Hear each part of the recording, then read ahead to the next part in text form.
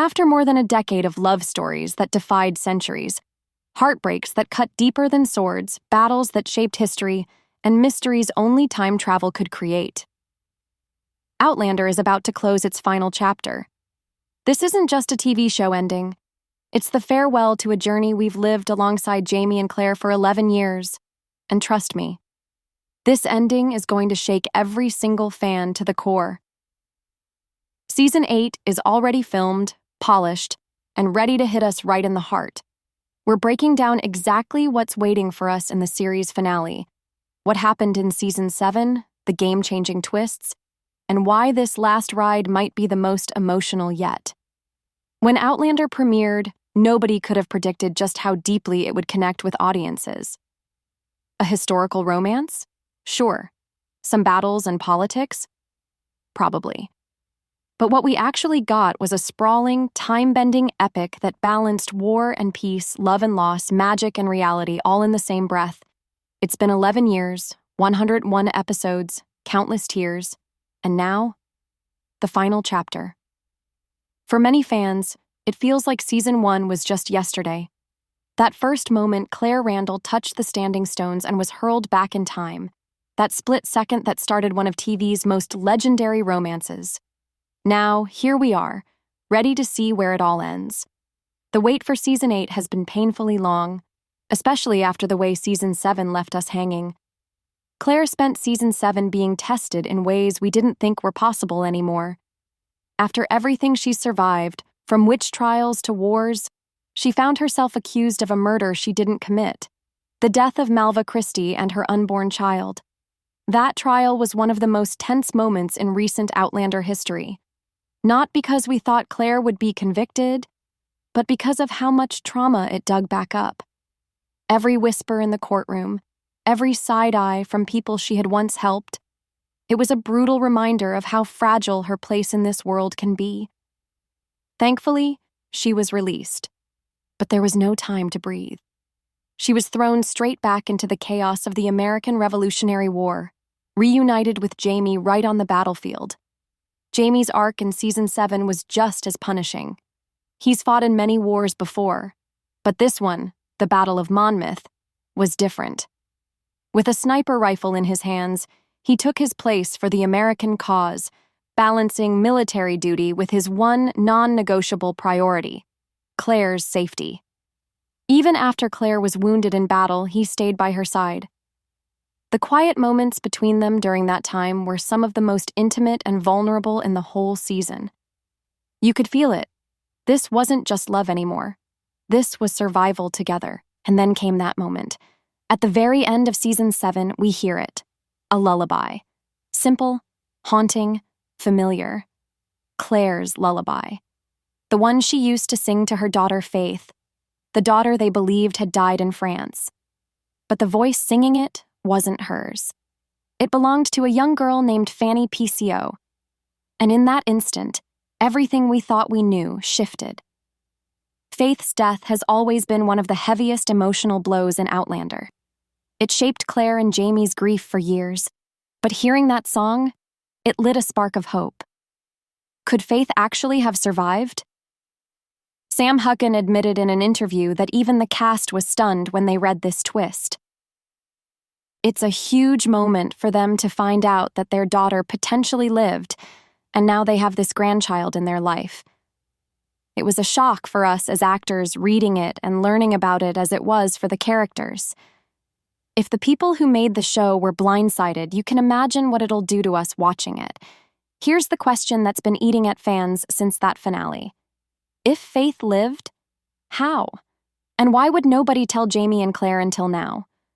Sure, we can imagine scenarios, secret adoptions, mistaken identities, but one theory stands above the rest, tying directly to one of Outlander's most mysterious figures, Master Raymond. Remember Claire's fever dream while bedridden, where Master Raymond suddenly appeared and apologized to her. He's always seemed to know more than he says, half healer, half sorcerer, completely unpredictable. Behind-the-scenes rumors suggest Season 8 may reveal that Master Raymond faked Faith's death, whisking her away to protect her from some unseen danger. If that's true, the dream wasn't a dream at all. It was a message. Faith's survival would change the stakes entirely. This final season wouldn't just be about surviving war. It would be about rewriting one of the most painful chapters of Jamie and Claire's lives, about family, legacy, and love that spans 3 generations. And if that weren't enough, there's still the fallout between Jamie and Lord John Grey. If you followed Outlander from the early days, you know Jamie Fraser and Lord John Grey's relationship is one of the most complex in the series, built on honor, unspoken admiration, and trust. But in Season 7, that bond shattered. Believing Jamie was dead, Lord John married Claire.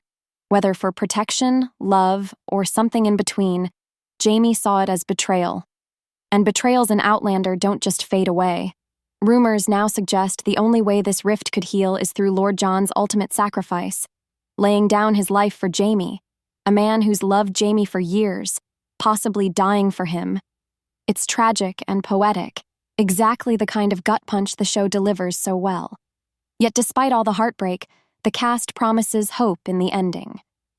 Sam Heughan called it a roller coaster, while Caitriona Balfe told fans, "We hope that we do you proud."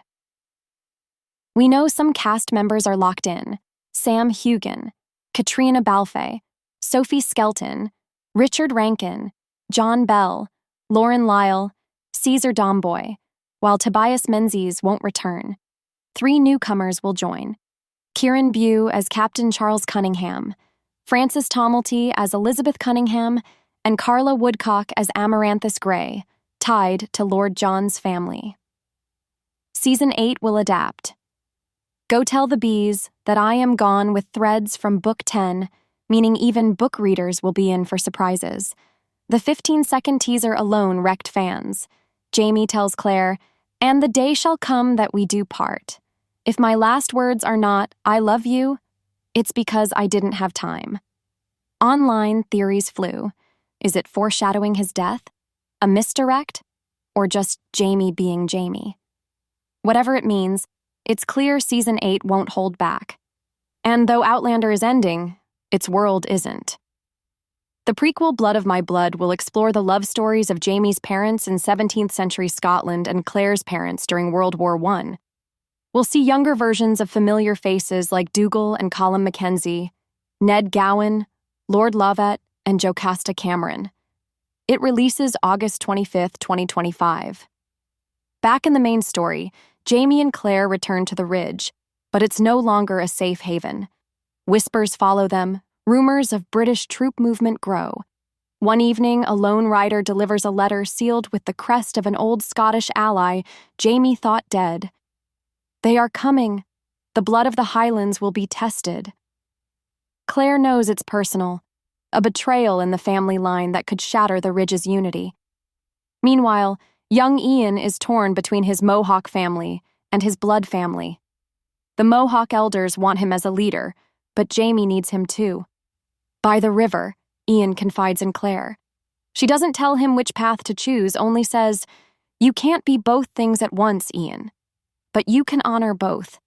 The trick is knowing when to stand as one and when to stand as the other." In their own time, Brianna and Roger discover an artifact from the 18th century with their daughter's name carved into it. The impossible discovery makes them question everything. Has their daughter traveled through the stones? It becomes their obsession. The season's tension peaks when Jamie meets with a crown envoy. The British want the Ridge as a strategic stronghold. Jamie's offered a devil's bargain: surrender part of the land for peace, or refuse and face the British army. No battle yet, just words, but the air is razor sharp with danger. Claire sees Jamie buying time, but time is running out. In the dead of night, Jamie sits alone by the hearth with the letter from his supposed ally. Without a word, he throws it into the fire. Claire steps into the light. "You didn't tell me what it said," she says. His voice is heavy. "Some truths, Sassenach. They burn better than they're spoken." The flames swallow the paper, but the look in his eyes says the past isn't done with him. As the Ridge sleeps, a distant drumbeat echoes through the forest. Faint, but growing louder. War is coming, and it won't knock before it enters their door.